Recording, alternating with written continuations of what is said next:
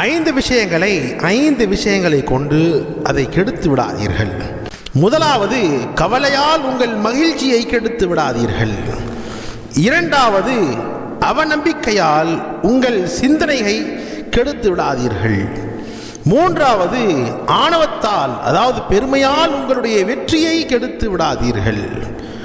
நான்காவது, மற்றவர்களை சோர்வடைய செய்து அவர்களின் நம்பிக்கையை கெடுத்து விடாதீர்கள்.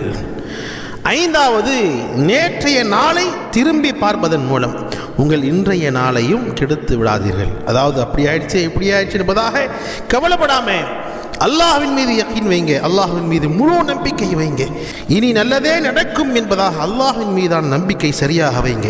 இன்ஷா அல்லாஹ் எல்லாமே சரியாக நடக்கும். அல்லாஹ் ஜல்ல ஷானுஹு சொல்லுவான் இல்லையா, என்னுடைய அடியான் என் மீது எவ்வாறு நம்பிக்கை கொள்கிறானோ அதே போன்று நான் நடந்து கொள்கிறேன் என்பதாக சொல்கிறான். எனவே அல்லாஹ்வின் மீது நாம் சரியாக நல்ல நம்பிக்கை வைக்கிறோம்.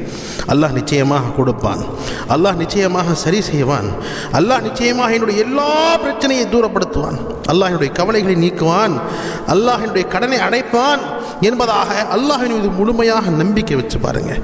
நிச்சயமாக அல்லாஹ் ஜல்ல ஷானுஹு தஆலா அதை நிச்சயமாக நமக்கு கொடுப்பான் என்பதிலே எவ்விதமான சந்தேகமில்லை. அல்லாஹ் ஜல்ல ஷானுஹு தஆலா நம்முடைய எல்லா விதமான கவலைகளை நீக்கி நம்முடைய நாட்டங்களை அல்லாஹ் ஏற்று அருள்வானாக. ஆமீன்.